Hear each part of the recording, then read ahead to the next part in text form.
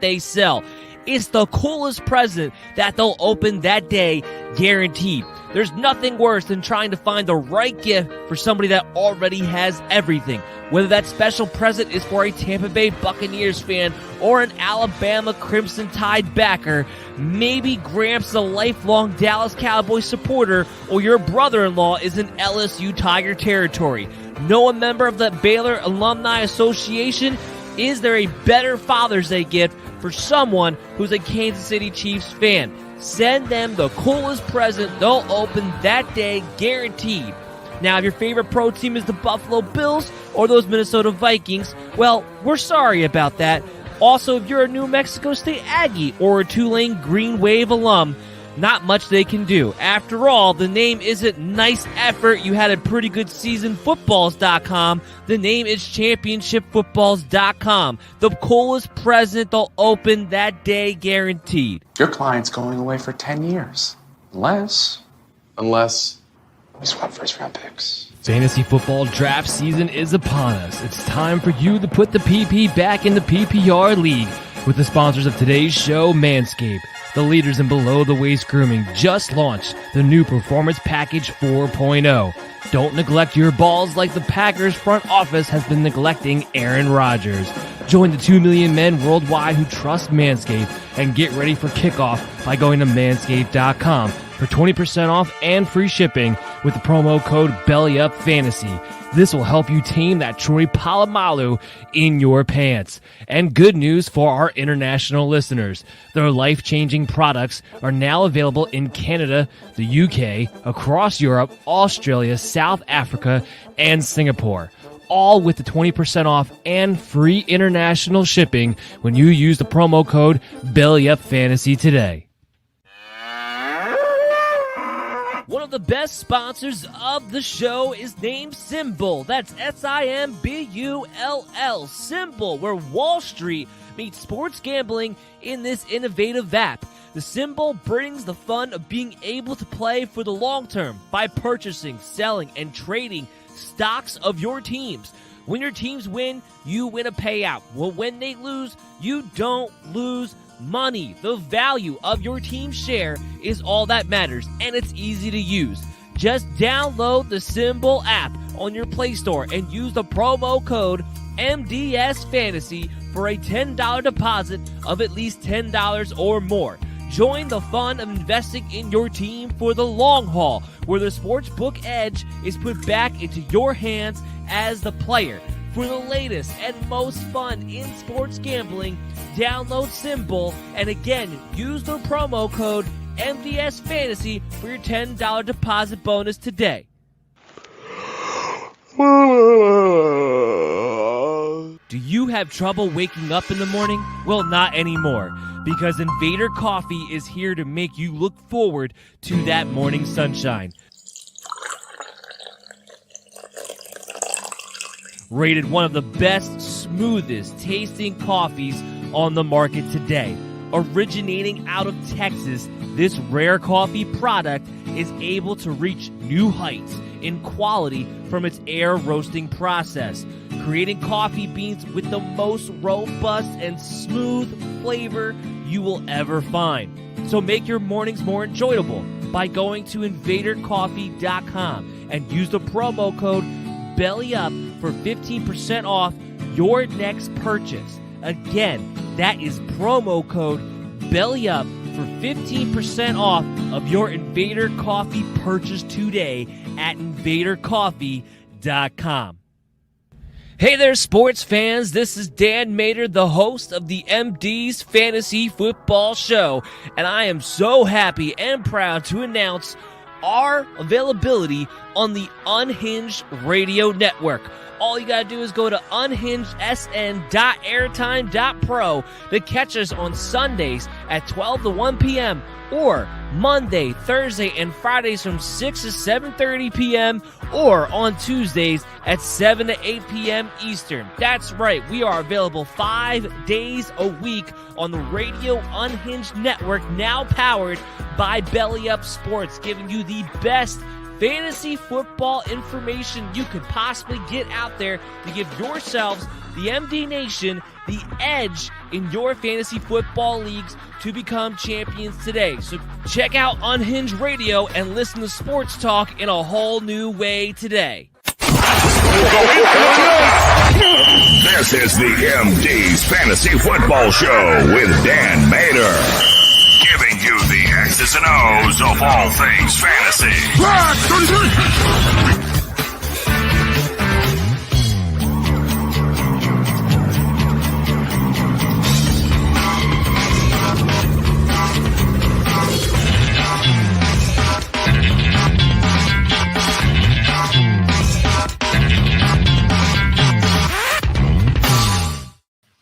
Hey, yo, welcome back, MD Nation, to the show. You are listening to the MD's Fantasy Football Show on social media at BillyUpMDFF Show or on YouTube, the MD's Fantasy Football Show channel. Please subscribe and catch all of the latest content.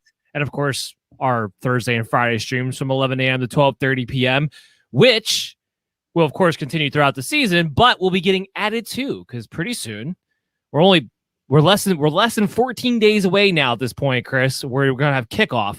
That means we're going to have Saturday night shows from 9:30 to 10:30, streaming to you guys live on social media at BillyUpMDFF Show and live on YouTube. We're going to talk about your DraftKings DFS contests that we're going to have, which this year we're going to have a weekly giveaway along with the monthly giveaway. So if you weren't part of it last year what we did, Chaz Filardi of championshipfootballs.com will come on second half of the show, talk about our favorite bets for Sunday to help you guys win some money. But he'd also give away each month a championship football, a great prize for those who would win their DFS DraftKings lineup. And then we would have a raffle of the 4 names that won. And whoever's name we picked out of a hat would win a championship football. That's going to continue. That'll be the monthly giveaway. But we're also going to add Chaz Filardi's come out with a fantastic tool to help you guys win some money on your bets called Easy Sports Data. And he's going to give you guys a cheat sheet for free every week. So every week, whoever wins is going to get that cheat sheet for free and have a chance to utilize that tool to really win some money the following week. So that's what's going to be going on for that. That'll be our Saturday night DFS show and sports betting show. Then, of course, Sunday night, we'll have the Sunday afternoon recap. Monday night, or we'll come out Tuesday. We'll pre-record it Monday. It'll come out on Tuesday. Will be the Sunday night recap, Monday night recap, and the waiver wire report. We'll have the Thursday preview, Friday preview. So that is the schedule upcoming, and we're less than 2 weeks away from all that content from the MD's Fantasy Football Show. As always, I'm your host, Dan Mader. I'm joined here with Chris Dowhower. Today's show, we're going to be talking about our best 5, bust 5, sleeper 5 tight ends, along with a lot of breaking news. And because we didn't get to the mailbag segment yesterday, we're going to have an extended mailbag segment today. Remember, all you got to do, if you ever need our advice on anything, hit us up at BillyUpMDFF Show on social media. We will answer everybody's question, but we're going to select a few to put onto the show as well and have you guys join in that way. And, of course, feel free to comment live throughout the show, too. Chris, how you doing today, man? I'm doing pretty good. We had your 200th show yesterday, so that was pretty cool. Today we're gonna get we're a week away from my own fantasy football drafts coming up, so I'm excited because I'm finally start talking about it, and actually start doing it. So yeah, I'm very hyped up because football is right around the corner, as you pointed out. Yeah, next week we're gonna have a couple interesting shows because I really feel like Labor Day weekend has become the big draft weekend. Now, this weekend is too. Starting probably tonight, tomorrow, a lot of drafts are going to be going on this weekend. But Labor Day weekend has become the big draft weekend because you get out of training camp, you get out of the NFL preseason, and there's going to be some life-changing injuries that have already been done and taken care of at that point. So really utilizing the fact that it's those big weekends. So going into it, next week, we're going to talk about our top 108 players, our top ranked 108 players, because those rankings will be, I've tweaked them. They're going to be out published by tomorrow on BillyUpFantasySports.com or on Fantasy Pros, because I will be part of the ECR competition this year on Fantasy Pros. So be able to check that out, utilize that as a tool where we value these guys. We're going to go over that. So it's going to be the top 108 next Thursday. And then we're going to talk about our future bets for the NFL season, both player prop wise and team wise, on Friday. So we're going to try to win you guys some money leading into the weekend before the season starts off. So that's what you have to look forward to there as you get into your fantasy drafts. Remember, we're always a tool for you guys. So I know it's a big weekend coming up. We'll have the rankings updated. We'll have all this content coming out. Make sure you hit us up. We'll help you out throughout the way. Okay, Chris. We weren't able to get into a lot of the news of the week yesterday because we had such a jam-packed show. So let's get into the news of the week here now. Breaking news. I was actually kind of surprised this first piece of news happened when it did. I thought we might have to wait until after the third week of preseason to get this announcement, and I'm just very thankful it was a smart one.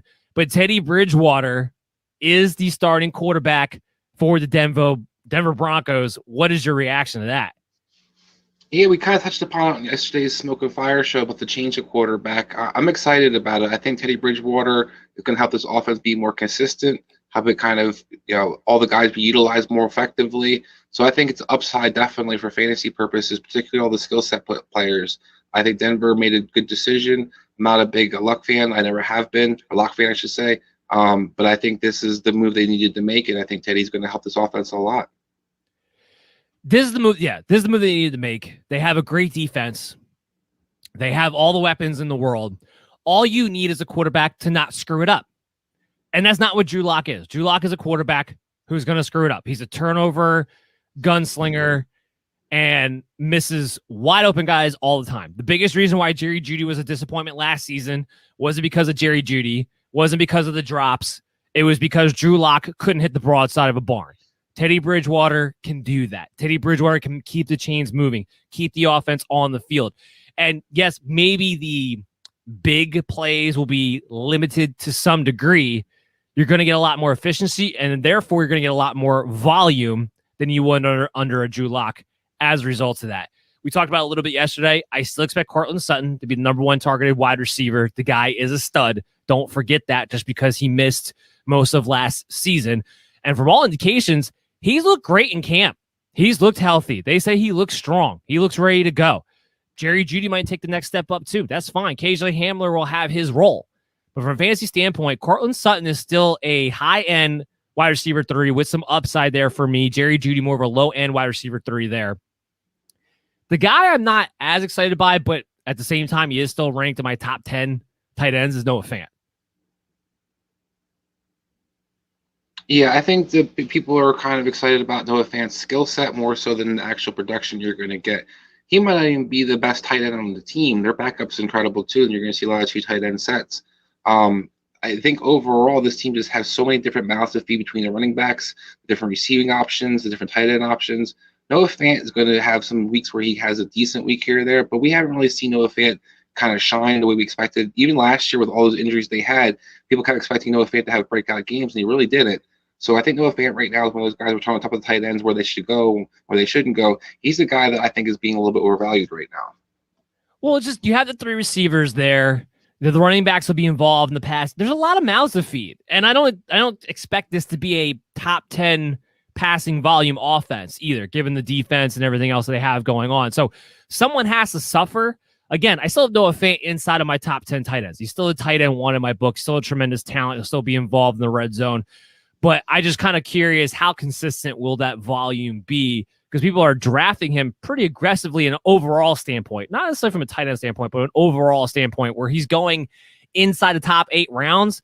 And this probably plays to the point of one of my draft strategies, and probably a good time to bring it up. If I don't get one of the top guys, one of the top 4, top 5 guys on my board, I'd rather get one of my sleepers. I'd rather take a chance on a Tyler Higbee, on a Jonnu Smith, guys you can get in the double-digit rounds, because those mid-round tight ends, a lot of times, it's kind of, talk about the running back dead zone. There's a mid-round tight end dead zone where a lot of times they don't wind up giving you the value you need for that draft pick. I think Noah Fant just slides into that category for me, but that was going to be the case regardless of the quarterback.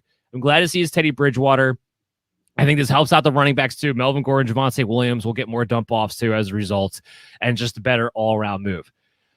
Next up, Clyde Edwards-Helaire dealing with a little bit of a sprained ankle. He should be fine for week 1, as far as I know. Yeah, he avoided the high ankle sprain, which is the big one that they were a little bit concerned about. Andy Reid came out record and said it was not the high ankle sprain, so he's probably just going to be basically limited in practice. I don't really think this is going to hurt him too much. The offense is pretty much in place. They are going to play some of their starters in week 3, where a lot of teams, or week 4, but a lot of teams aren't. But I think Week overall, I'm sorry, yeah, right. Like it's the new week 4. I was trying to say exactly. Yeah. But I don't think it's really going to change anything really, because I think for them overall, they already have their offense has been kind of flowing as it's going to go. So Clyde Edwards-Helaire, just you're happy he avoided any major injury. Yeah, as long as it's not a high ankle sprain, I was never going to be too concerned. We still expect him to be back and ready to go by week 1. It's kind of interesting, like you said, like the new week 4 preseason's week 3, but something that kind of clicked on me the other day. We have week 3 of the preseason that's going on this weekend, right? But we still have a week gap between now and when the regular season starts, because we have Labor Day weekend.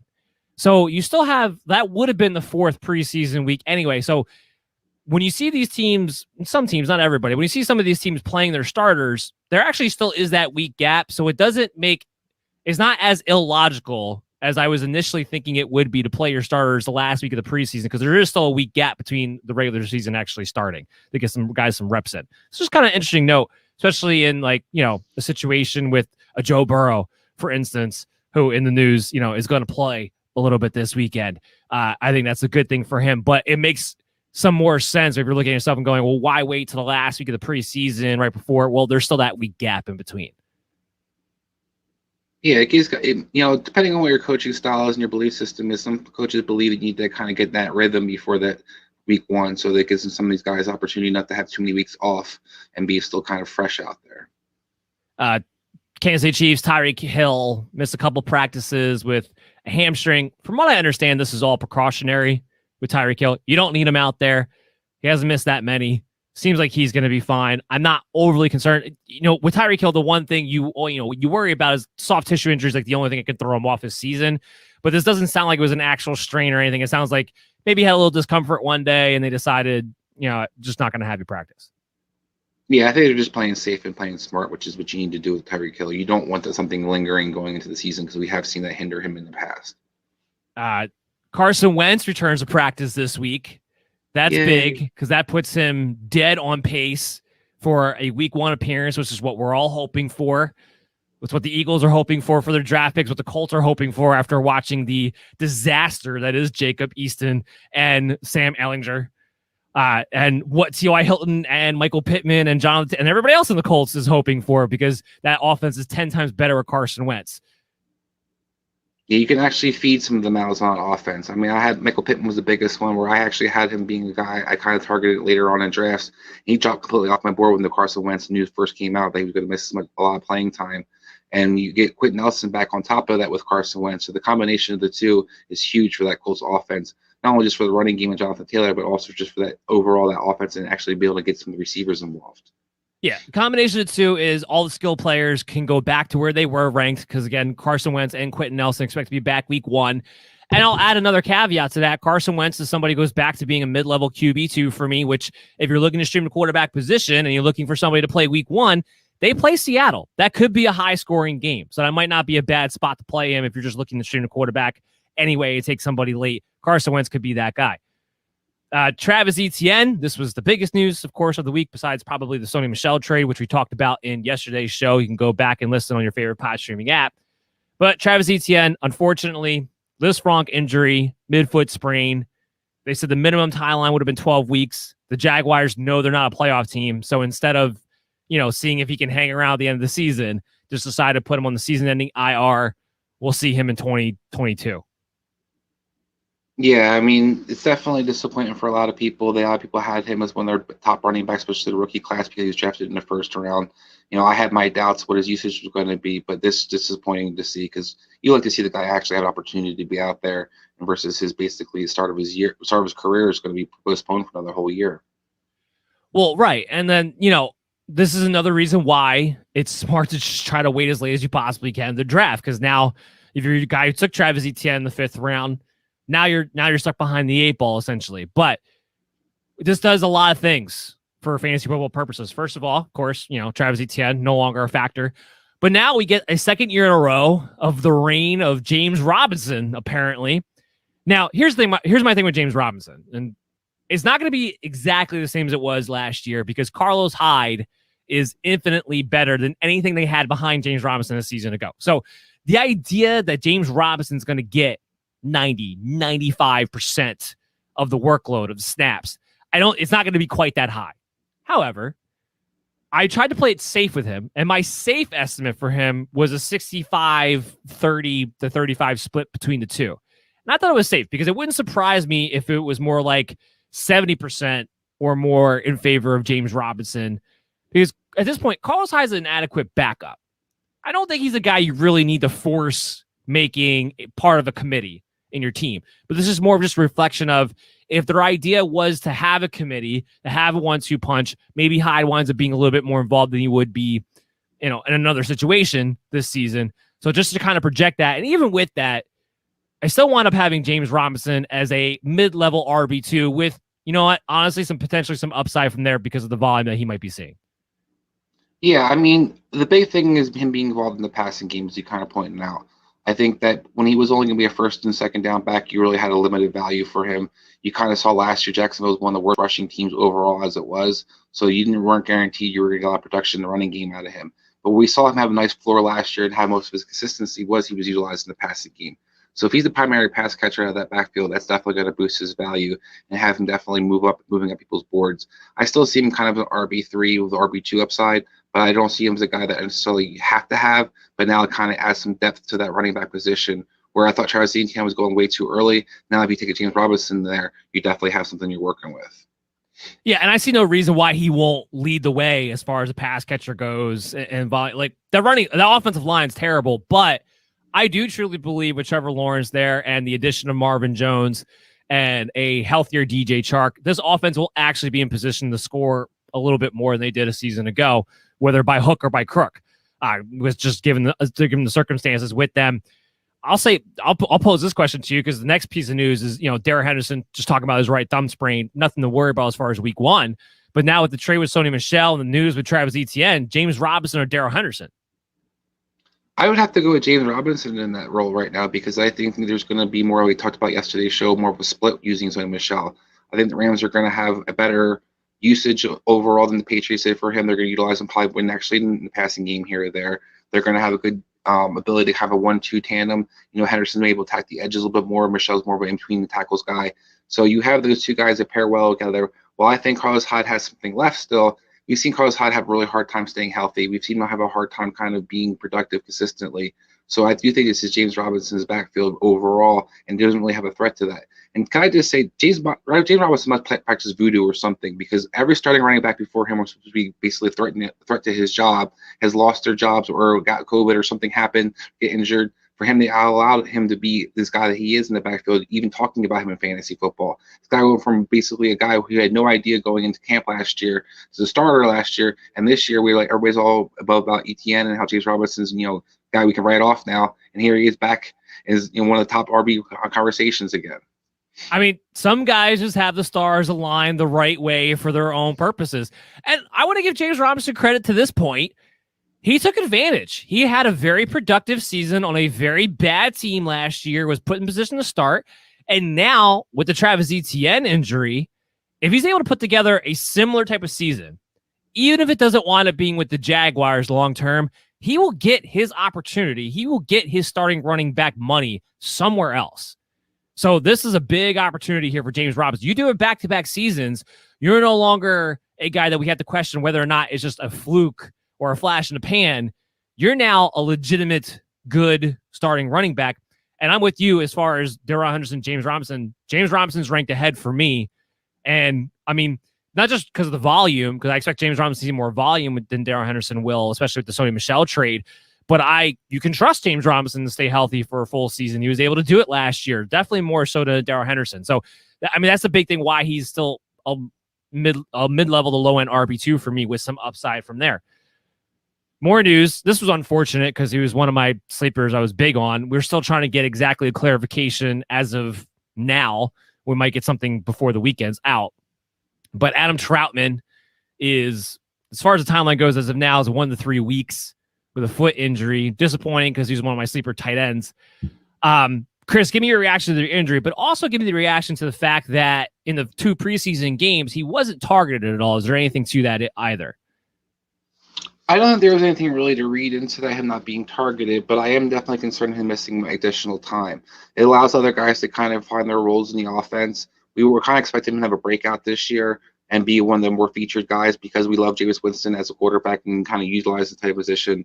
But when you look at this offense, you've seen a converted tight end, so converted receiver to a tight end, Jawan Johnson, who's been shining kind of not only in preseason but also in camp. You see other guys getting opportunity to kind of make their mark, where now Troutman might come back where he had a clear-cut role. He might be a piece of the puzzle versus the piece. So I do think it's concerning overall because I think at the time he's missing, the offensive kind of continuity is missing. I'm not worried about the targets, but I'm worried more so about him just having that opportunity to become a guy they want to factor into the offense. Yeah, it was a little concerning for me that they didn't target him at all just because he's got regulated to the blocker status, and I do wonder if they're going to need him to be that more so this year because you had guys like Juwan Thompson, one of the latest in a long line of wide receivers, decided to eat themselves up to an upper class to become a tight end, and he was getting a lot of the passing work. Ultimately, he was still going to be a guy who's going to be in my top 12. He was still going to be a sleeper type of mine. Hopefully, this injury holds true, that it is only 1 to 3 weeks. If it winds up being any longer than that, then maybe not. But Adam Troutman's still on my sleeper board until we get some more clarification on it. He's still going to be involved. He's still a good pass catcher. And a tight end who's going to be on the field all the time is still going to be probably something worth having at some point during the season. I was starting to get a little bit concerned this winds up being like a Gerald Everett, Tyler Higbee situation if Juwan Thompson kept playing the way that he was. It was the only thing I was kind of getting concerned about. But until we get more clarification on his injury, Adam Troutman's still in my sleeper board for tight ends. The last thing, DeAndre Swift is considered questionable for week 1 with the groin injury. We touched on this a little bit yesterday, though. In practice, he's getting the reps. He's not being limited. So we aren't really concerned about week 1 for DeAndre Swift. No, like I said, touched upon yesterday's show, all the insiders who are witnessing practicing observations say he looks plenty explosive. He's had big plays in practice already the last couple of days, and he's no reason he wouldn't be on track to be a full-time go for week 1. And while groin issue can sound kind of scary when you're talking about a running back, the fact that he's getting the amount of work that he is 2 weeks to go until the regular season starts should indicate to you he's okay. Because if he wasn't, or if he's a little bit questionable, he wouldn't be getting as many reps as he is right now because they would be trying to wean him in for week 1 and not pushing him too hard. So the fact that he's getting the workload he is in practice should be a good indication that I don't think this groin issue is one of those issues where you have to worry about it lingering in to the season necessarily. It's not going to be on the checkboard when you're going into your drafts. That's going to do it for the news of the week for us. We're going to give a quick shout out to one of our sponsors of the show and come back and dive into our best 5 tight ends on the other side. So stay tuned to the MD's Fantasy Football Show. We'll be right back after this. Your client's going away for 10 years. Unless we swap first-round picks. Fantasy football draft season is upon us. It's time for you to put the PP back in the PPR league with the sponsors of today's show, Manscaped. The leaders in below-the-waist grooming just launched the new Performance Package 4.0.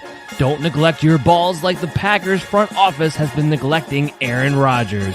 Join the 2 million men worldwide who trust Manscaped and get ready for kickoff by going to manscaped.com for 20% off and free shipping with the promo code BELLYUPFANTASY. This will help you tame that Troy Polamalu in your pants. And good news for our international listeners. Their life-changing products are now available in Canada, the UK, across Europe, Australia, South Africa, and Singapore. All with the 20% off and free international shipping when you use the promo code BELLYUPFANTASY today. You're listening to the MD's Fantasy Football Show. What's going on, MD Nation? We're back. You're streaming to you live at BellyUp MDFF Show on social media or on the MD's Fantasy Football Show YouTube channel. Subscribe to that. We have lots of content always coming out to you guys. I mean, we're on social media everywhere. We got TikTok going on. We got Instagram going on. But we got everything going on here, along with the player news notifications, which is huge from here on for the rest of the season. So just make sure those little notifications are up on your social media account. Follow us at BellyUp MDFF Show. And we're going to give you that edge over your competition for the rest of the year. I'm Dan Mader, joined here with Chris Dowhower, going over our best 5, bust 5, sleeper 5 tight ends. And let's kick it off with our best 5 in today's show, Chris. Now, I usually start this at number 5, but let's get this out of the way. Travis Kelce, number 1. There's only one question to ask. Is there any scenario in which you think Travis Kelce is not the number 1 tight end this year?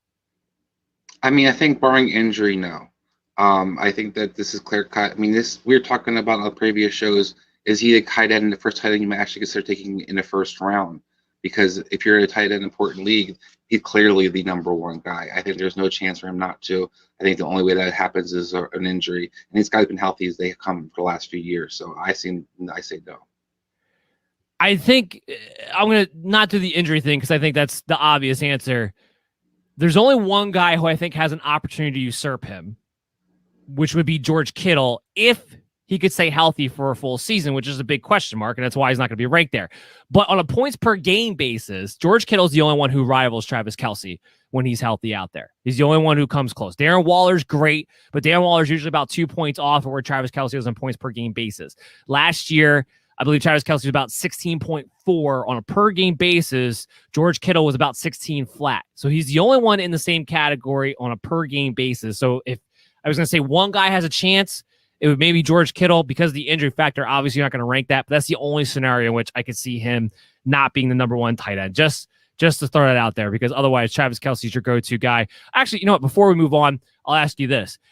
Are you good with drafting Travis Kelce in the first round, something more happening more and more commonly with leagues that have tight end positions still? I am. I think it's something I definitely struggle with because I haven't historically ever really done so. But when you look at the drop-off between the number 1 tight end and the rest of the league, this guy's putting up receiver numbers, top receiver numbers. So when you have that consistency and you have the opportunity to get an advantage, a position, always big in getting an advantage, and you have somebody that you can throw in there week in, week out, that you have no concerns about, no worries about. And when some of these running backs, some of these receivers that are there might be on the board there, you have some questions about maybe how much better they are than somebody else. Travis Kelce, to me, there's no question. He's clearly the number 1 tight end, so I have no problem taking him in the first round. I mean, the guy last year had 145 targets, 105 receptions, over 1,400 yards, and 11 touchdowns. It's wide receiver 1 numbers. Because you have a tight end who can give you wide receiver 1 numbers, I'm okay with taking him in the first round when you add in the value, the position advantage that you're getting there. So I'm with you. It's not something I like to do. The last time I considered it was Rob Gronkowski. Of course, that was the year he decided that his back was done and he started to get hurt. But Travis Kelce, as far as a durability going into the season with what we know now, we never can truly know the future, but with what we know now, there's nobody who's more durable than a Travis Kelce. So you don't have to really worry about that when you're going into your drafts. Okay, so let's talk about the rest of the best 5, because this is where it gets a little more interesting. We both have Darren Waller number 2. I know for me, that's because of the lack of wide receivers and the expected volume of this Raiders passing attack to have to get funneled towards Darren Waller. Is there any other reason why Darren Waller is your number 2?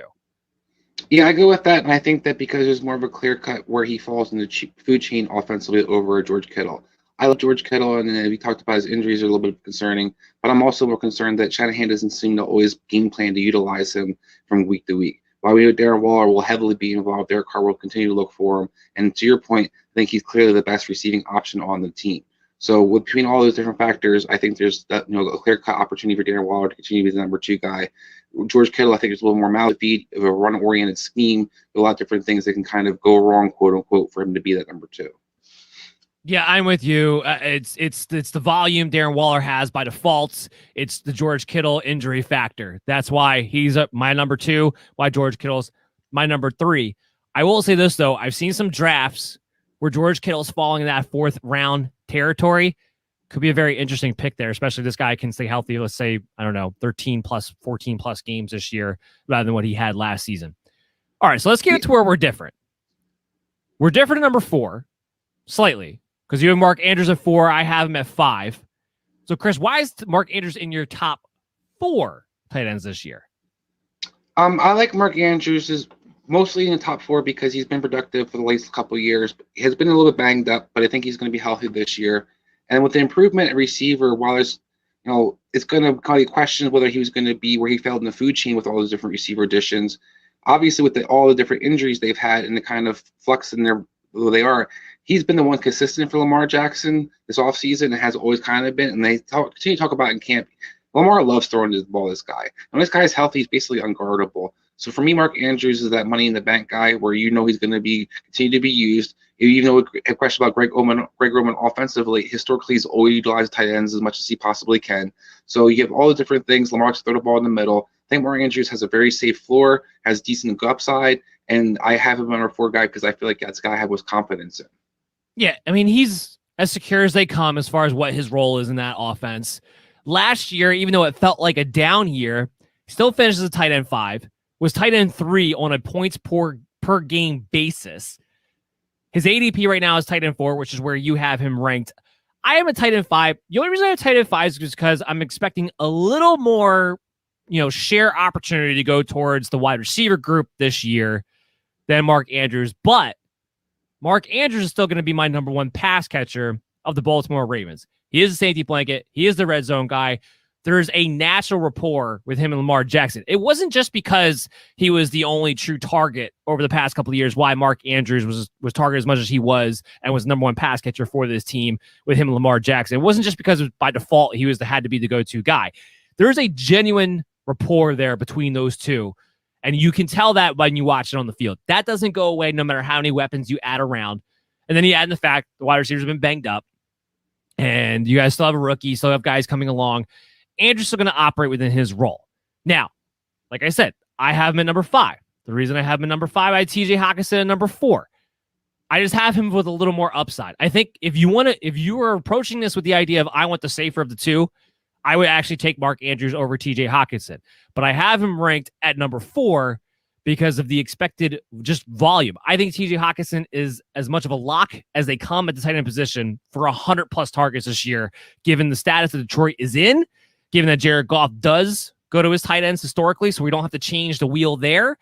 And you're talking about Tyrell Williams, Rashad Perryman. We'll see what we get out of the rookie Amon-Ra St. Brown.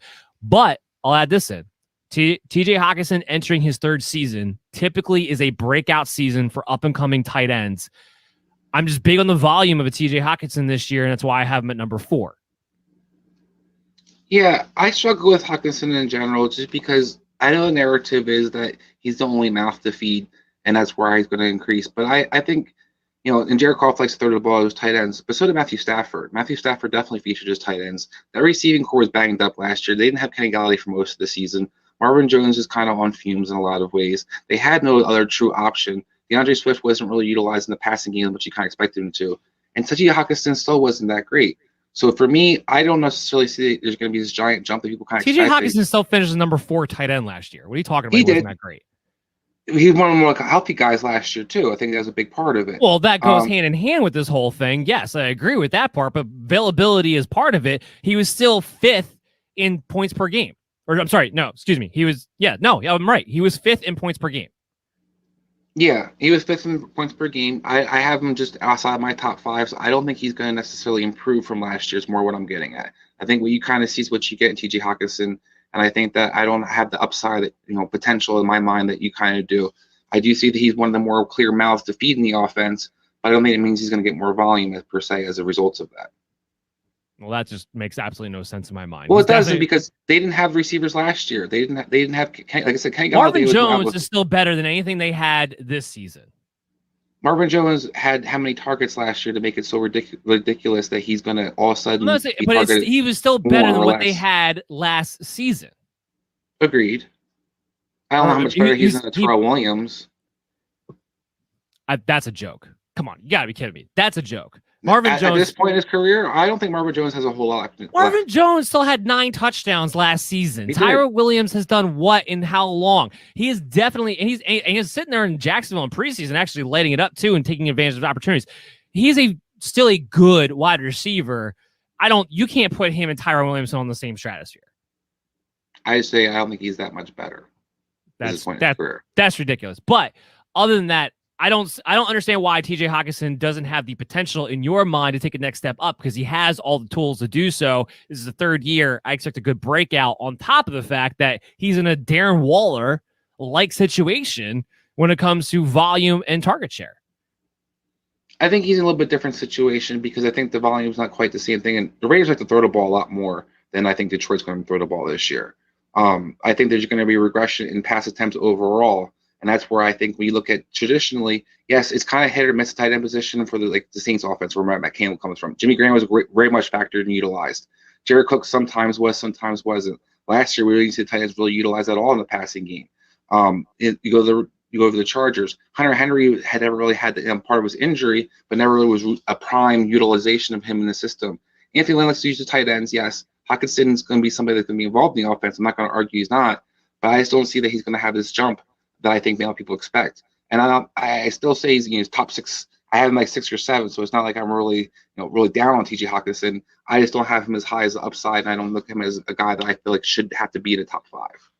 Yeah, I'm more giving you a hard time than anything else, but disagree nonetheless. However, these guys are all kind of in the same territory. He definitely has that upside potential. I think we can agree on that. But let's talk about somebody you have in your top 5 who I've been a big component of not drafting in the top 5. Now, maybe you have in the top 5 but don't want to draft in the top 5. I don't know. But let me hit this button and let's hear your argument. I want the truth. You can't handle the truth. Why is Kyle Pitts your top 5? I have to go with Kyle Pitts as my top 5 because I do rate him higher than Hockenson. I do think he's going to have an opportunity to be utilized heavily in the red zone. We've seen the new coach Arthur Smith we've seen Arthur Smith be really successful utilizing his tight ends, and especially more effective in the red zone. I have to see that where Detroit's going to kind of manifest itself, especially in the red zone. I think Pitts has the upside of touchdown potential. I think he has the upside in explosiveness and ability. I think he's more of a mismatch than Hockenson. And I also think that we talked about Andrews and kind of why you liked Andrews a little bit less, or maybe sharing kind of the wealth with the receivers. I actually think having better receivers helps tight ends because now you can't take away them and try to feature to stop them. Like Andrews, team's game plan to try to make it hard to throw him the ball. Hockenson, if you're not really worried about, I'm sorry, it didn't work as well as you would hope to, but he still had some games where he wasn't as consistent as you would expect him to be. I just think that overall, when you look at Atlanta with Calvin Ridley, obviously they're the guy you have to feature and kind of take away. Pitts is going to face a lot of defenses that aren't kind of prepared for him. I don't love the idea of them flexing him out as consistently as they kind of talked about, but I do think Matt Ryan's to look for the guy who he can feature in the red zone. He's look for the mismatches. I trust the quarterback play more so. So I think the upside for me for Kyle Pitts is definitely there. And I don't think you really have Kyle Pitts much lower than 5, but I also understand that you like Hockenson a little more than I do. Yeah, this is kind of the TJ Hockenson situation flip-flop for the two of us because I have Kyle Pitts at number 7. So I'm not hating on the guy. I don't want to see him get drafted as a top 5 tight end, though, because when you draft a guy as a top 5 tight end, you're talking about him drafted in the 6th round. I really have a strong feeling you're not going to get the return on your investment if you draft Kyle Pitts that high. And that's more my issue with everything else. I'm with you. I don't like the fact that he's going to get split out wide as much as they're talking about because that makes it easier to take him away. One of the big advantages a tight end has for getting open and not being able to be taken away in the game plan. That's why Rob Gronkowski was great every year. It's why Mark Andrews, I think, is great every year, is being able to get open off of blocks situations. The safety and the linebacker, they can't just stay with you if you sit there and block for a couple of seconds. They have to make their reads very, very quickly. Once you show blocking and you come off of a route after that, it's why tight ends can get open. It's why the great ones can get open. It's hard to scheme them away from a defensive perspective. It's easier to do it when they split out outside. Here's the other thing. Most people will probably won't agree with this. I would not be shocked if Hayden Hurst outsnaps Kyle Pitts this season because Kyle Pitts is not a good blocker yet. And I think that's going to dictate a little bit as far as what his overall upside is when it comes to tight end fantasy production. And that's a big factor in my mind as well. I love Arthur Smith too. I kind of question how good the Atlanta Falcons are going to be in general. Go ahead. Do you think Matt Ryan's better quarterback than Jared Goff? Honestly, without Julio Jones, I don't know. Okay. I don't. Without a Julio Jones, I don't know if he plays like he did last year without Julio. Now he's more set up to try to prepare for that this year. I'm not trying to discount that, but if he plays like he did without Julio Jones last year, I don't think he is. Do you think that Atlanta's where I see the difference for me is I think Atlanta, I trust their passing game a little bit more than I trust Detroit's game. And I also think that when you look, it's clearly that Kyle Pitts will be the second receiver utilized on offense. They really don't have a pass catching running back. Davis can catch the ball a little bit, but he's nothing you have to like utilize a lot. And we both think Russell Gage is just a guy. So for me, Kyle Pitts has the opportunity between the volume, the defense not being that great, division they play in where the safeties light up the Saints, safeties light up Carolina. So I think the safeties, tight ends light up the safeties of Carolina and New Orleans. I think when you look at those kind of factors, for me, I just see Kyle Pitts having more upside and more of a consistent opportunity to be very successful. But I can understand that people have some concerns about him. I think the physical talent. I agree with you. You shouldn't reach on him. I wouldn't take him in the 6th round. I think there's too much other value there that you could take. But to me, I do have him as my number 5 tight end. Now, again, I have him number 7, so I'm not trying to hate on Kyle Pitts. I love the player, by the way. You and I had this argument. You can go back to our NFL draft, kind of surprising NFL draft recordings where I said I would take Kyle Pitts even if he was listed as a wide receiver over Jamar Chase. But it's just the situation of it just takes tight ends a little bit longer in the NFL to be that highly productive. Now, 2022, 2023, we're talking about Kyle Pitts taking the torch from Travis Kelce, being the number 1 tight end overall. Am I going to be surprised by that? Absolutely not. He has great ability, great talent. I don't think he just goes off the chain right away this season as a bona fide draft him at top 5. That's all. He has the potential for it.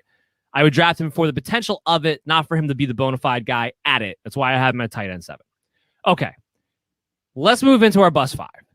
Let's talk about the guys that you need to avoid. Don't overdraft them.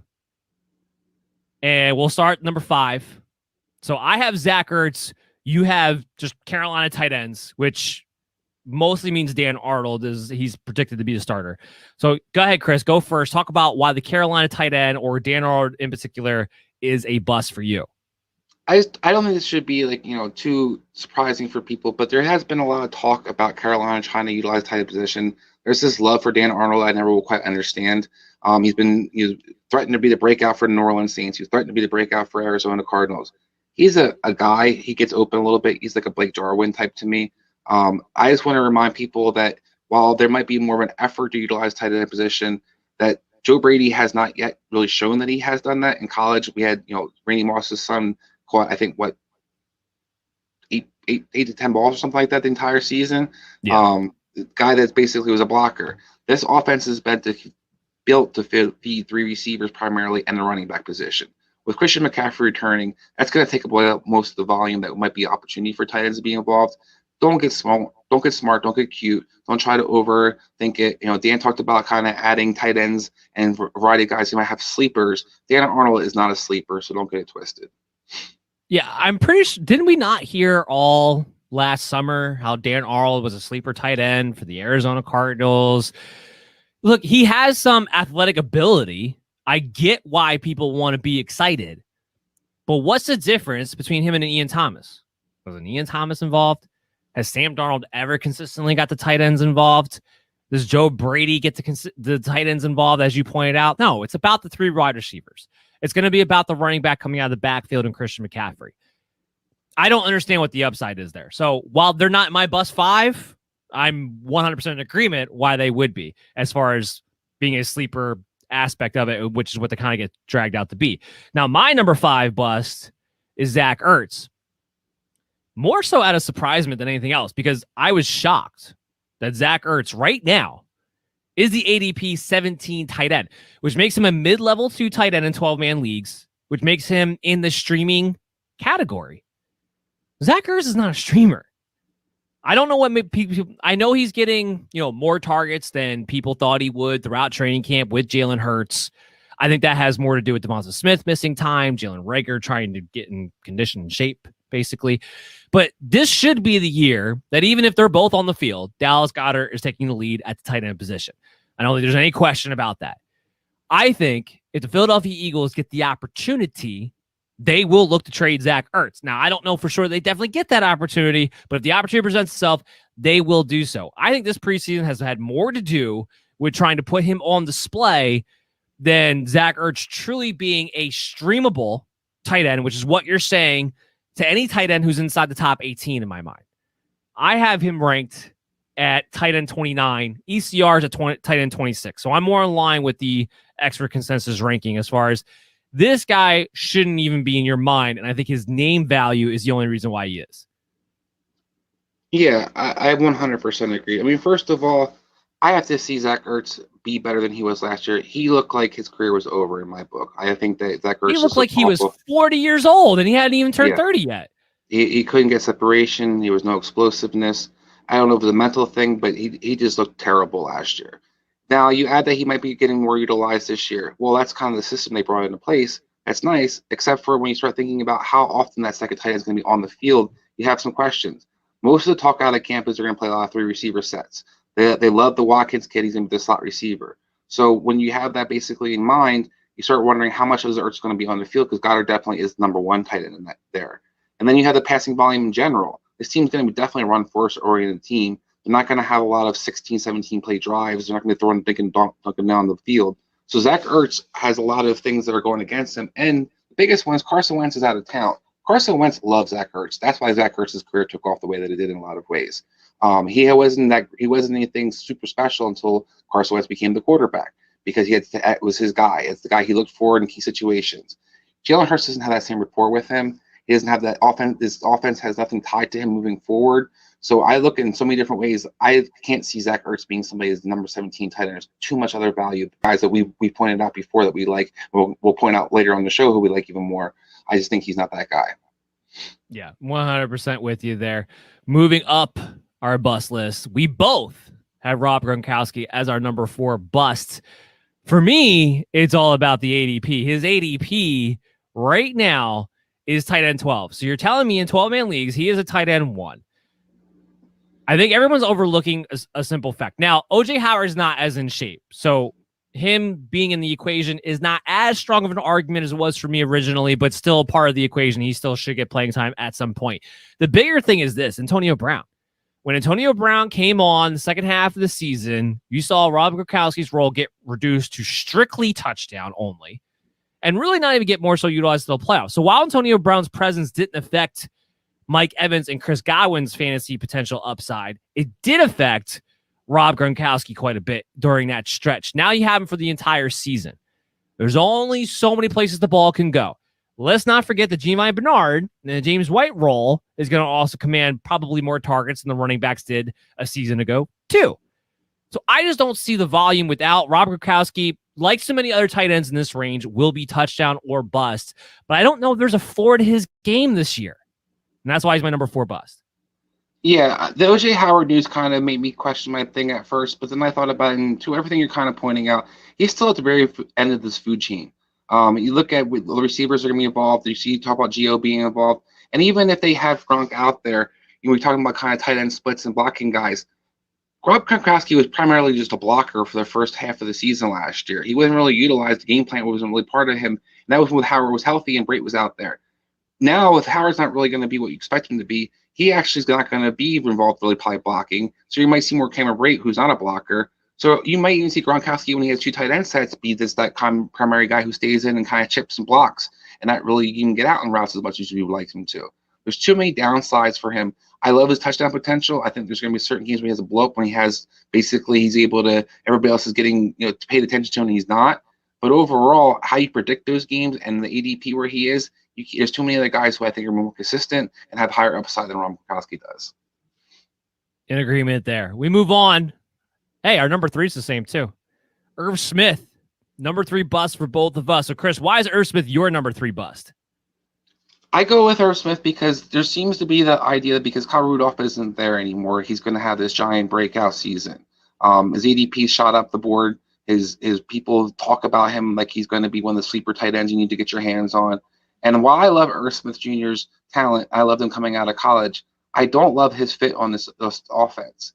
He's still going to be pretty much the third guy who's involved in the passing game, if that, because you're still going to see Dalvin Cook be utilized more and more in the passing game at the backfield.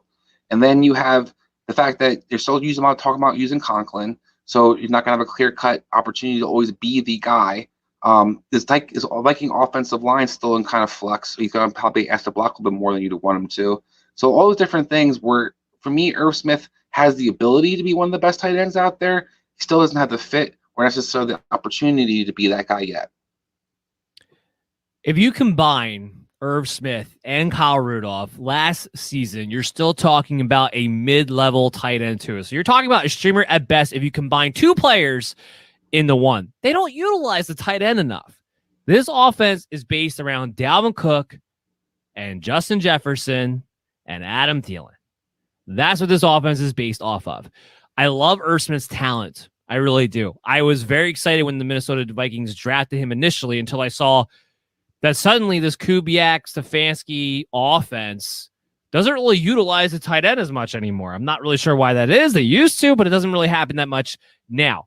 His ADP at the moment is tight end 14. You're telling me he's a high-end tight end too, public? ECR has him at tight end 13, so the experts are right there with the public on top of it. I got him at tight end 20. There's not a lot of upside. Unless they change their overall philosophy of what we've seen the past 3 seasons, I don't see where the upside is with an Irv Smith. There's usually not room for a third pass catcher in this offense. So that's why, for me, Irv Smith winds up being a number 3 bust. So here's what we're going to do. We're going to take a quick break, get a word in from our sponsor, come back on the other side with our next top 2 busts, our sleeper 5, and then the mailbag segment. So stay tuned on the MD's Fantasy Football Show, and we'll be right back after this. One of the best sponsors of the show is named Symbol. That's Simbull. Symbol, where Wall Street meets sports gambling in this innovative app. The Symbol brings the fun of being able to play for the long term by purchasing, selling, and trading stocks of your teams. When your teams win, you win a payout. Well, when they lose, you don't lose money. The value of your team's share is all that matters, and it's easy to use. Just download the Symbol app on your Play Store and use the promo code MDSFantasy for a $10 deposit of at least $10 or more. Join the fun of investing in your team for the long haul, where the sportsbook edge is put back into your hands as the player. For the latest and most fun in sports gambling, download Symbol, and again, use the promo code MDSFantasy for your $10 deposit bonus today. You're listening to the MD's Fantasy Football Show. What up, MD Nation? We're back on the MD's Fantasy Football Show, streaming live to you on social media at BellyUp MDFF Show, live on YouTube, the MD's Fantasy Football Show channel. Subscribe, because we always come out with a bunch of content, little 1-minute clips for you guys and full episodes. And make sure you got the notifications on social media too, because we got those player news update notifications for you. We're making sure that you get the edge over your competition. As always, I'm your host, Dan Mader, joined here at Chris Dowhower. We're going to be live tonight at 6 to 7:30 on the Unhinged Radio Sports Network, 24/7 radio sports talk, one of the best out there in the industry. So make sure you tune in there at unhingedsn.airtime.pro. We're continuing on here with our best 5, bust 5, sleeper 5 tight ends. We'll get to our top 2 bust 5 tight ends. Now, we'll just get this one out the way because we already spent some time talking about him. I have Kyle Pitts at my number 2. Again, this goes back to just making sure you don't draft him too high. His ADP is tight end 4. He winds up getting drafted in the 5th, 6th round as a result of that. The note I have here is that he should be getting drafted in the 7th, 8th round, which is where you see guys like Noah Fant go. That's more he should be drafted as, with the hope of upside for the top 5 end, not the expectation of. Just to kind of recap that, if you need to go back, download us on your favorite pod streaming app, go back and listen to our Kyle Pitts thing during the top 5, best 5 sleeper tight ends, or best 5 tight ends overall that we talked about with Chris having his best 5. So let's talk about your number 2 tight end, Chris, which is Austin Hooper, which I agree with. I'm kind of surprised I didn't put him in my top 5 bust, to be honest with you. But why do you have him as your number 2? Because Austin Hooper is just a guy I talked about before, and where he even flows on his offense is just there's no opportunity for him to really be successful. A lot of people want to get back on the Austin Hooper train after last year's kind of debacle. Right now you have 3 tight ends that are probably going to be involved for the Cleveland Browns. They have the Bryant kid they drafted last year. You have Njoku playing out there as well now. And then you have Hooper, and everything out of camp saying Njoku looks like the best tight end on the field, even the guy who's not really planning to be on for the future of the Browns. Oh, and then by the way, OBJ is back and healthy. So you have all these different guys who are already going to be kind of fall ahead of him or be utilized with him. And then you have a Kareem Hunt coming out of the backfield. You have Jarvis Landry. You have a system that we talked about really doesn't seem to utilize tight end position as much as we would expect him to. So all those different things, the return of Austin Hooper ain't happening. So Austin Hooper needs to be somebody that people aren't drafting. And it kind of goes to your point about where some of the tight ends are going. I like Kyle Pitts in my top 5, but I also think that people are kind of at the top 3 tight ends, guys. It's kind of a crapshoot. So don't get it twisted. Don't reach for a tight end too early. You don't want to be drafting one of these tight ends, probably any of them, before the 7th, 8th round, because there's nobody who's clearly cut that much better than the other guy you can get. Many more sleepers, much more of a chance to kind of guys you're going to stream. So if you're not getting the top 3, don't reach. While like Kelsey, I said, possibly the first round having an advanced position, you don't have that clear-cut advantage with some of these guys that people are reaching on.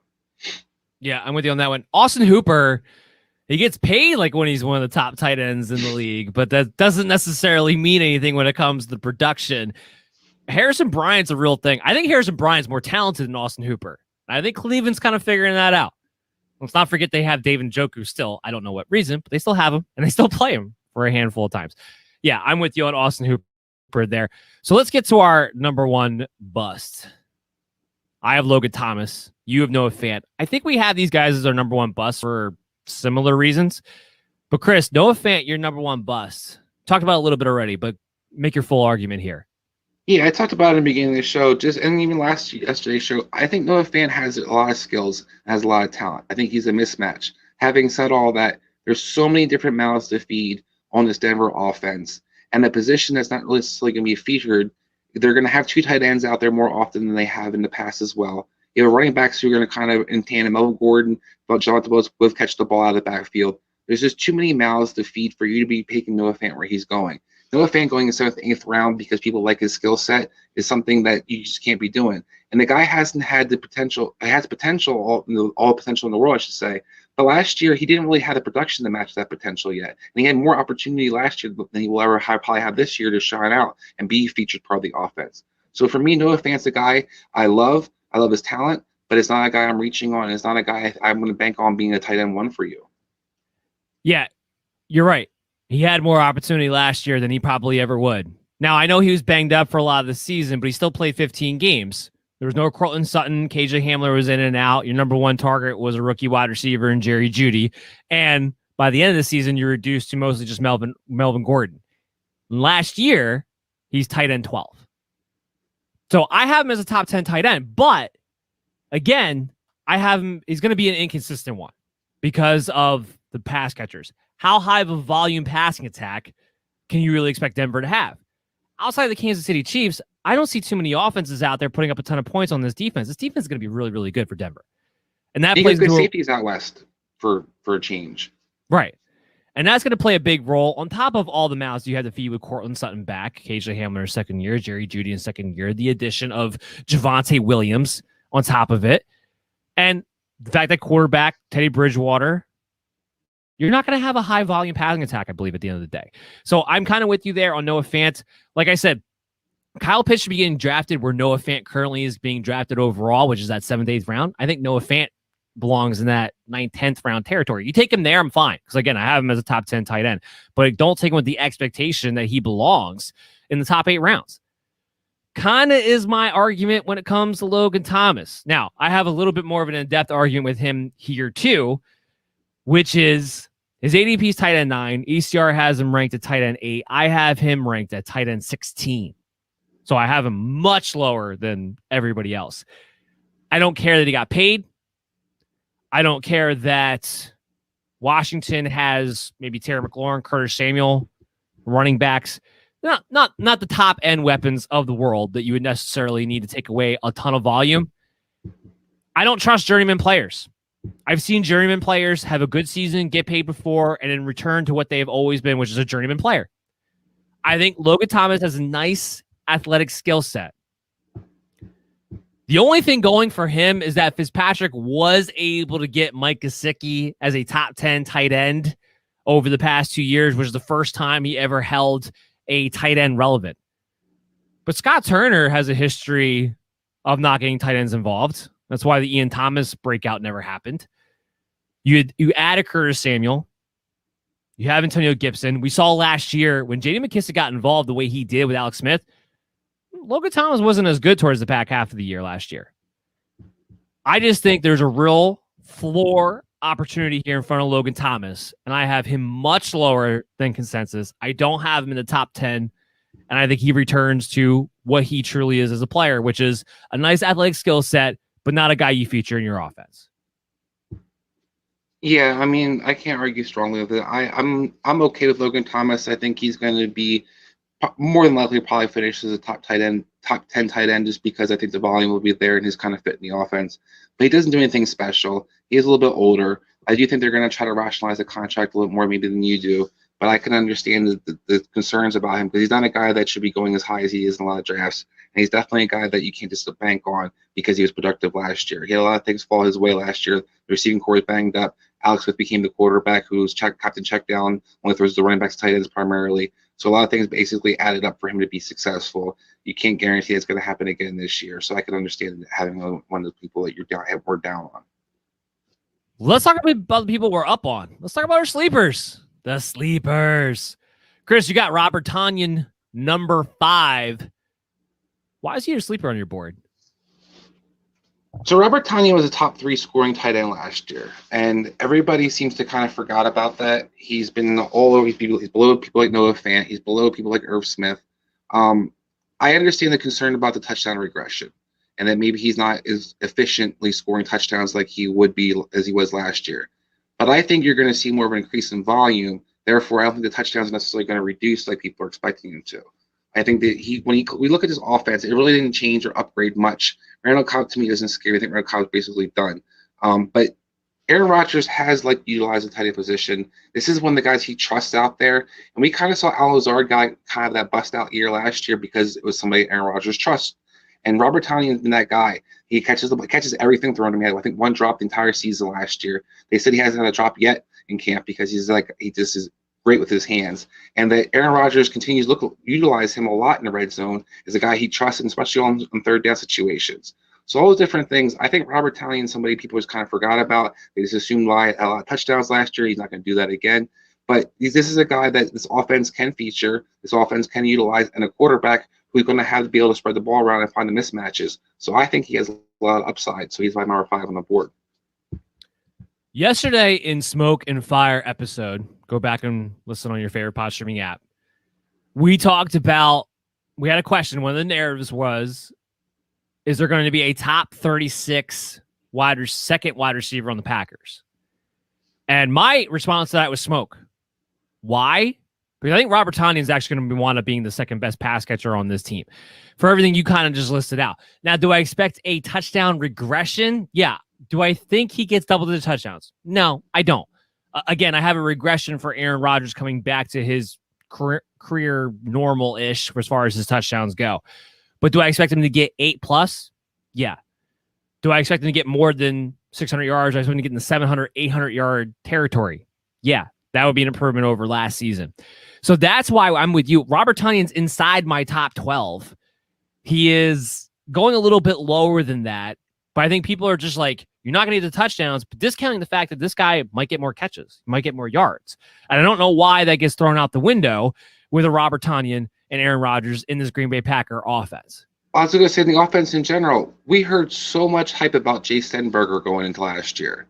Where's Jay Stenberger at now? What did he do?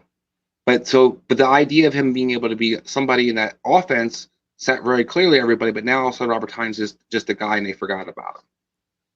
Yeah, I think he's going to wind up being the second best pass. Well, I'll say third because I think the second best pass catcher is actually Aaron Jones, but I'll say third on the team overall. For me, my number 5 sleeper is Eric Ebron. This is purely just because of where he's going ADP wise. Everyone's written him off, and even more so after the last preseason game because you had Pat Freiermuth go for 2 passing touchdowns or 2 receiving touchdowns, I should say, in that matchup, which I loved even more because now you're just going to sleep on Eric Ebron even more. His ADP as it stands on right now is tight end 28, ECR tight end 25. I have him tight end 18. Finished last year's tight end 15, even with all the weapons in the world and all the wide receivers, still finished as tight end 15 last year. Ben likes to find his guys. Ebron will still get to play that primary pass-catching tight end role. I have no doubt about that. He'll get targeted in the red zone. Yes, he'll be touchdown or bust, but that's what all these, from 13 through from 12 through 18 tight ends, they're all touchdown and bust guys. It's not going to be any different with Eric Ebron. He still gets his, even within this offense. To have him not even as a considerable streaming tight end, which is basically where he's ranked at as of right now, is an egregious mistake given his athletic ability, Ben Roethlisberger's history, and the Steelers' history with tight ends. And it's also a mistake to assume that Pat Freiermuth is going to be this involved as a rookie tight end. Yeah, I think you make all excellent points. I'm not a huge Ebron fan, but having said all that, I think that if you're going to have Rob Gronkowski as somebody that people have as high as they do on their boards, there's no argument you can make that Gronkowski should be as high as he is if Ebron shouldn't be that is somehow still that low, because he's going to just be just as much involved. He has just as much of a mismatch opportunity. He has a quarterback who loves to throw to the tight end position, so he's got a lot of chances to be just as successful as any other tight ends we talked about. Wrong graphic there. We got so I have Jared Cook as my number 4 sleeper. You have Anthony Ferkser. So Anthony Ferkser, I like a lot as a sleeper tight end here. He's somebody's not getting drafted. He's somebody I don't think you have to draft, but he's somebody I think you should pay attention to. So why is he your top 4 guy? It's kind of what you just kind of talked about. He's not even being drafted. I think that when you look at the opportunity for him, he definitely still has a chance. He's not going to be forgotten, but the tight end position is still going to be used. Yes, Arthur Smith's not there, but we saw the tight ends be very effective for this team. You have Jonnu Smith move on, leaves a decent amount of volume opportunity for Ferkser. Ferkser was productive when he played last year. So all the different things between Julio and A.J. Brown have a lot of injury concerns as it is.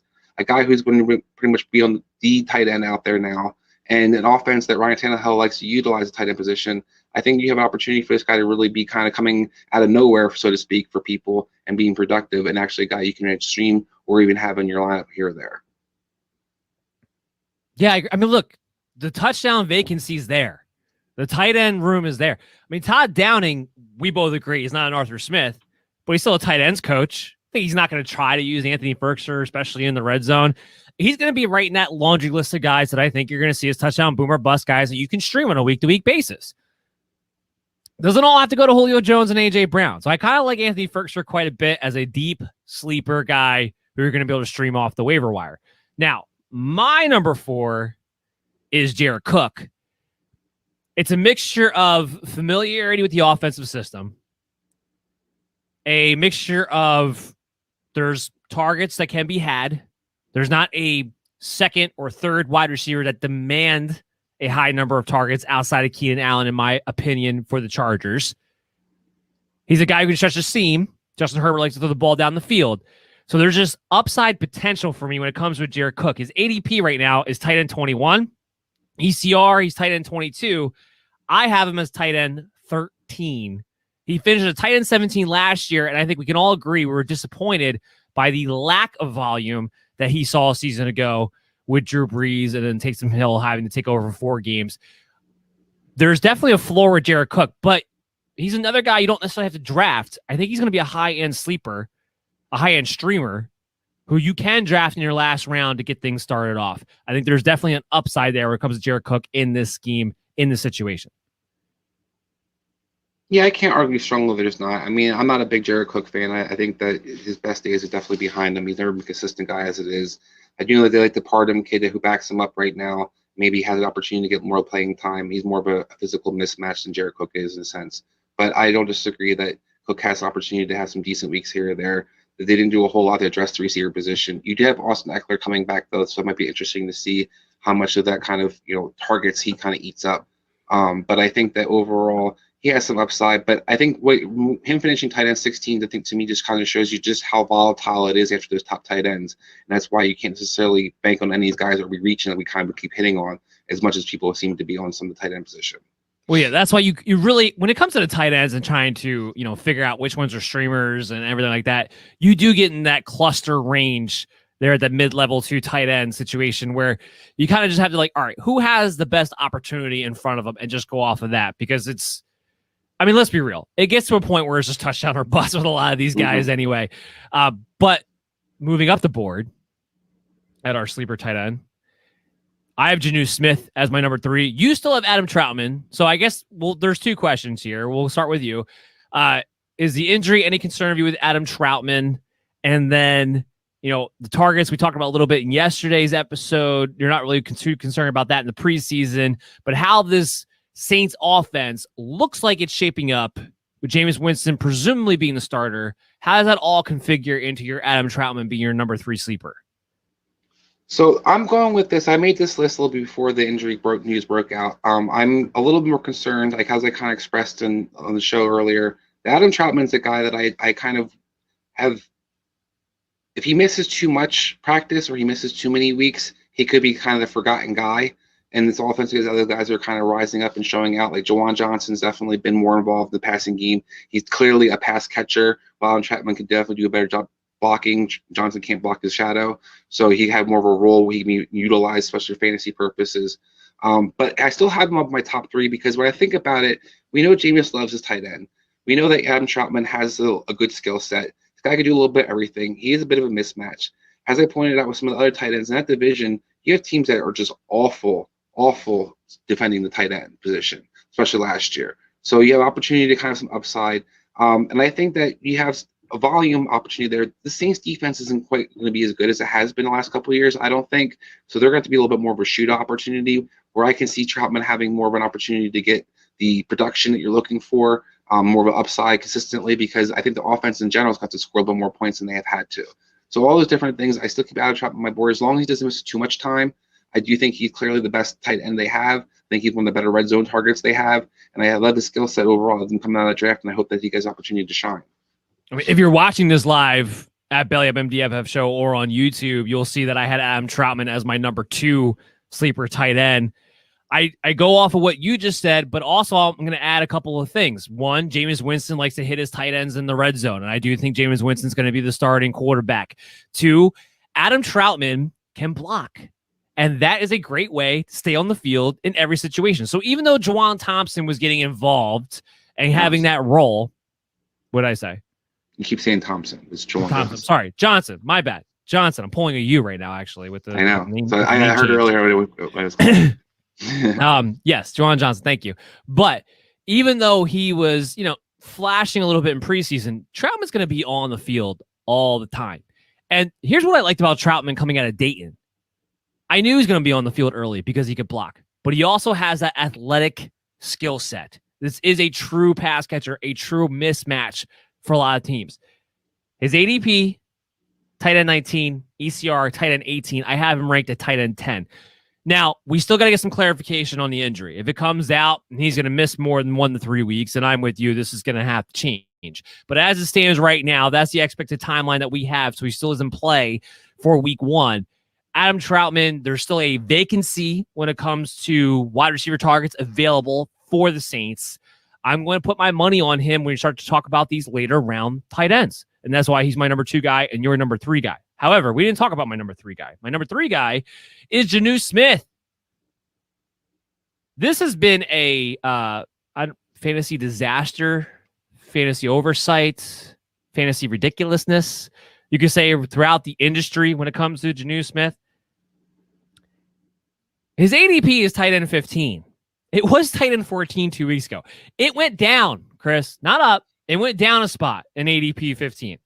ECR still has him at tight end 14. That's the only thing that didn't change.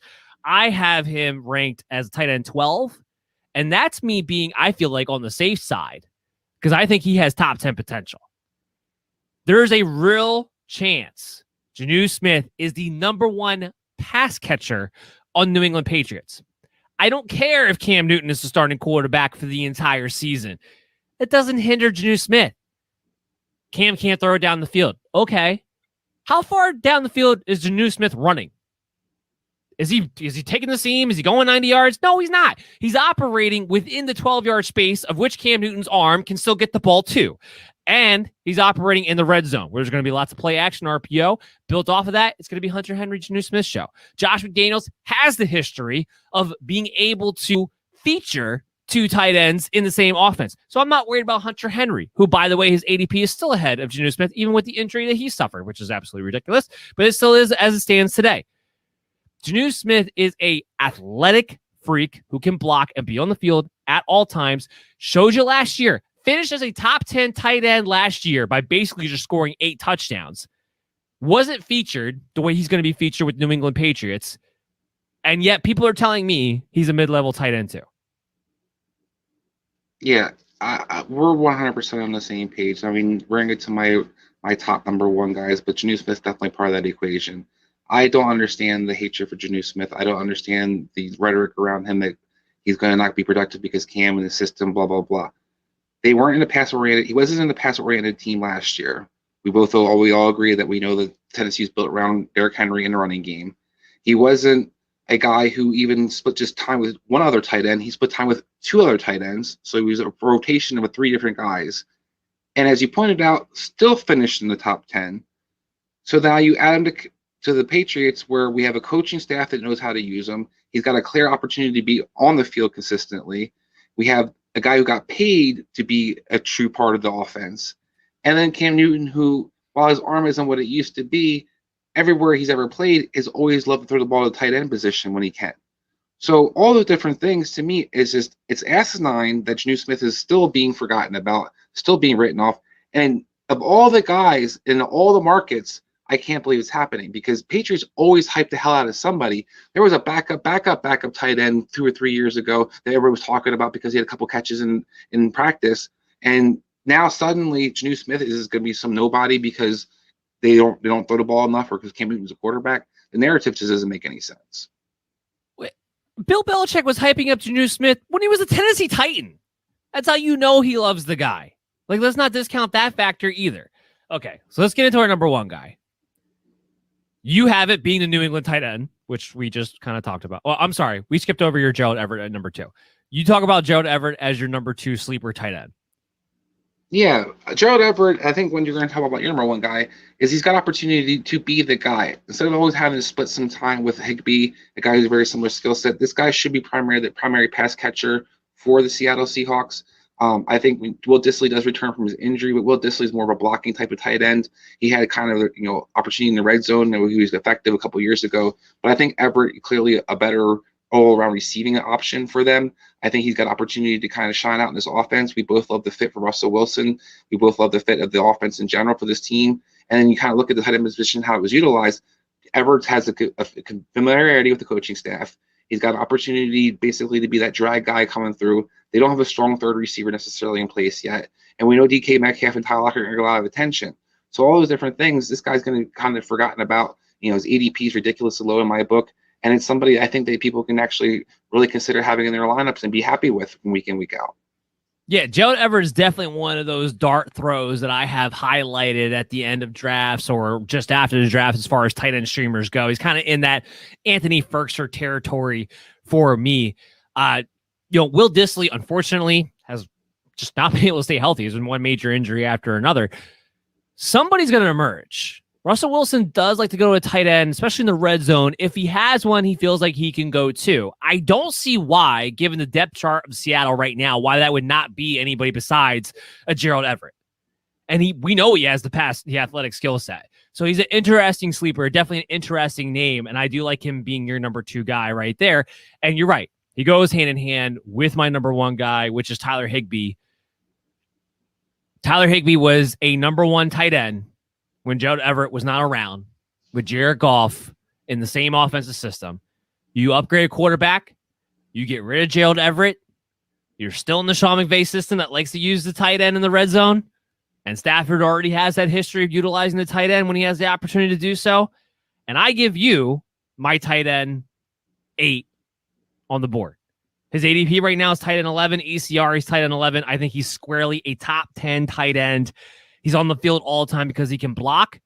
I think there's an outside chance that he actually gets over 100 targets this season on top of it, because you have Robert Woods, you have Cooper Kupp. They're going to get featured. But you don't have a third receiver who demands a ton of targets. Even if it's Deshaun Jackson, Tutu Atwell, Van Jefferson, whatever the combination winds up being between those 3, it's still going to be an afterthought, I think, after a Tyler Higbee as far as the target pecking list goes. So that's why Tyler Higbee is my number 1 sleeper, because I think this guy legitimately could finish in the top 6 or 5 even. I have him at tight end 8. I love the upside. I love the even more so, which you can't really find outside the top 5 tight ends, normally speaking, I love the consistency that I think he's going to be able to bring to the table this season. Yeah, and I think that kind of to your Eric Ebron point earlier, having a quarterback who loves to feature the tight end in the red zone particularly is really nice for the tight ends that have some upside, because that the consistency factor can be there for these guys. They're not going to just have one touchdown here or there. They're going to be a guy who's primarily had a threat to score a touchdown almost every game because the quarterback loves to go to the tight end position once they get inside that red zone.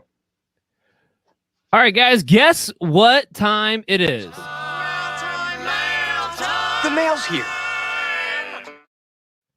Now, we didn't get to do it yesterday, so we are going to have a bit of an extended mailbag segment here today. Remember, if you ever want to get on the mailbag show, or you just need a fantasy question or comment answered or rebutted for, whatever the case may be, we're here to help you out. So just hit us up on social media, at BellyUpMDFF Show, wherever, and we will get you the answers you need and help you get the edge on your competition. So yesterday's mailbag show, our first question was Kebab. Round 2, pick 8. Would you take Najee Harris, DK Metcalf, Calvin Ridley, or Antonio Gibson? Let's assume this is from a half-point PPR standpoint. So I might be a little controversial here, but I'll go Najee Harris because I think he has the guy that I feel like can be utilized in the passing game, can be utilized in the red zone, and has the ability to be the running back 1 for the team. I think Gibson, we kind of talked about yesterday's show, has a little bit learning still to do. The receivers I like, but I think for me, I would go with that running back position. For me, it would be Gibson. I have Gibson ranked the highest out of this bunch. The upside with Gibson, I think, is just more there. I think you have a better chance for bigger plays. I think there is a scenario by the end of the season, you're not going to see J.D. McKissic anymore. I think there's a shot that does happen. So that's why I have Antonio Gibson ranked a little bit ahead of Najee Harris. That Pittsburgh Steelers offensive line just bothers me. And I think Najee Harris is going to be good, but I think he's going to be good like Josh Jacobs good. Where like you're getting a ton of volume, so you're good, but you don't necessarily have those big explosive game type of good. And Antonio Gibson, being that he was able to be a top 10 running back for a stretch last season when he wasn't even getting a ton of touches, I do think this is a year where he's looking at 18 touches a game minimum. So I do think Antonio Gibson winds up being my top guy if he's there. I would be surprised, however, if he's there at the 8th pick in your second round, though. So that's where it gets a little more interesting for me as far as that standpoint is. Next up, Jordy. Is Rashad Bateman worth a pickup or stash after the draft? If you have the roster space, it's not something necessarily bad to be able to do. If you can put some guy on the IR and say like a Michael Thomas or something, and you can kind of have him on your team to start off the season, it's not going to hurt you. We both really are big Bateman fans. We just have concerns about how often and how consistently he's going to eat this offense, particularly that first year. Yeah, I mean, this is a guy who might not play until the end of September, maybe early October. I don't know how much of a need you're going to want to have to pick up and stash him. I don't understand the reasoning there. You want to put him on your watch list? Fine. Is there a scenario where somebody emerges? Could that be Rashad Bateman towards the end of the season? Sure. But as it stands right now with when he's going to wind up playing, given the offense that he's in, I don't see a reason why you should be that interested in trying to pick up and stash him in a regular 12-man, half-point PPR redraft league. I don't really see the need for it. I would say the only reason, like similar to one of our leagues two of our leagues we play, we have keepers. So if he's a guy you have to draft to keep for next year, that's a possibility.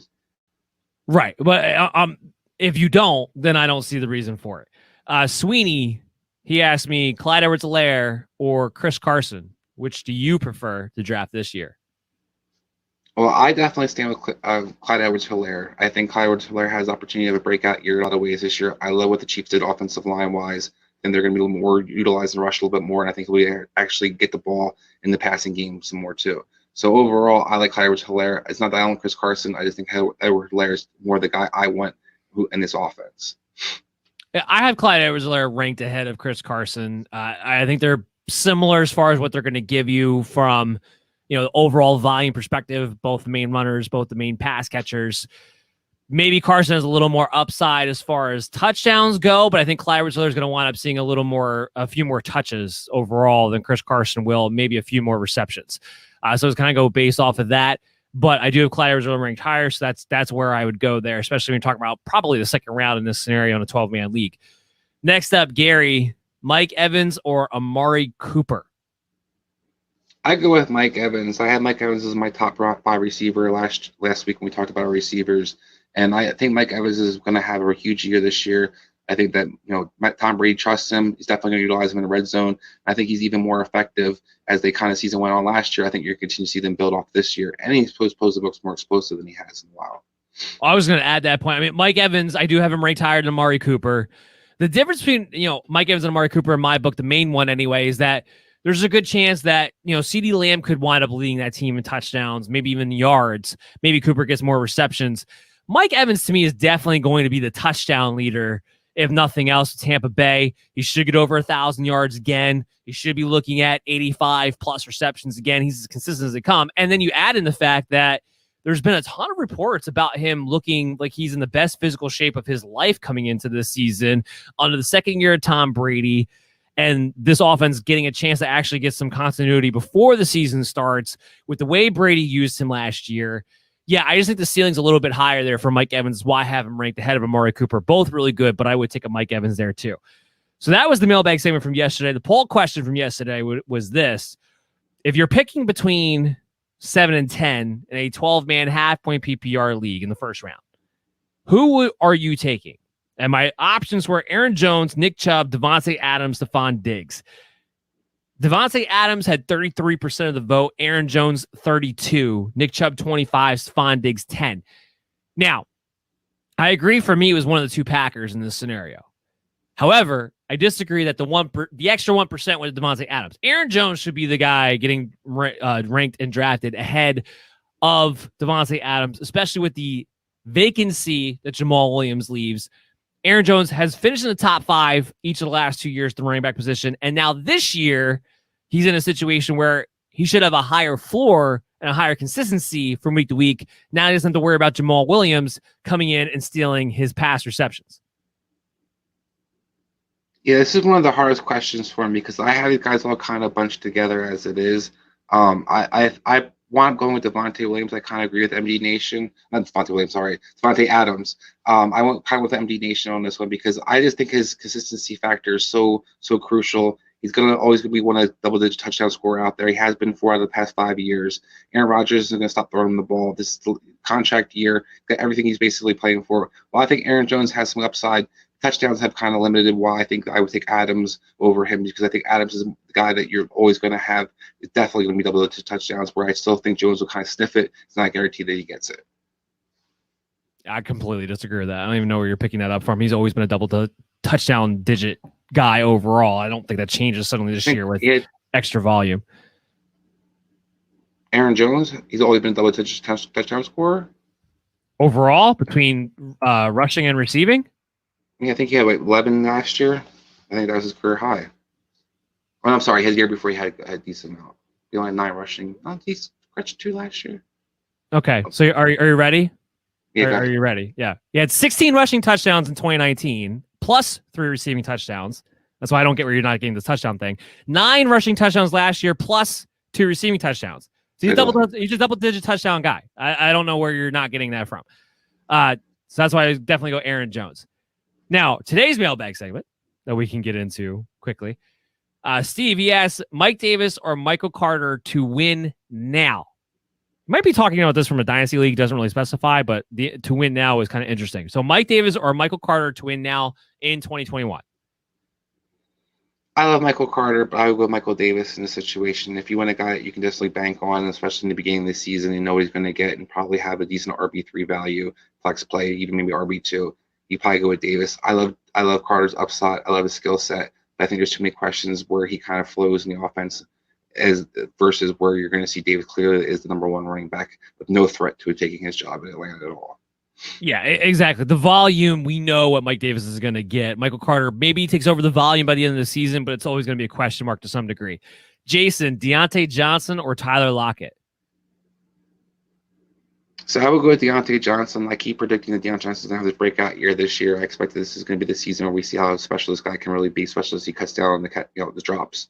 I think he's going to be Ben's favorite target. We've seen the receivers, excel when they're Ben's favorite target. So I think Deontay Johnson I would take, but I don't think, it's a huge separation between the two. No, I mean, Dante Johnson might be more consistent from a week-to-week basis, but Tyler Lockett has consistently finished ahead of him and more receptions than him by the end of the year. It's just a matter of which one are you looking for. I would lean Tyler Lockett. I agree with you, though. They're both pretty similar to each other. Troy, Dynasty, PPR, Bateman or Michael Pittman? Dynasty, I'm taking Bateman. I think that he's got the clear future. I think he is the future receiver on Baltimore. I love Lamar's upside with him. I think Pittman's going to be a good receiver. I just don't know if he'll ever be that true number one receiver for them.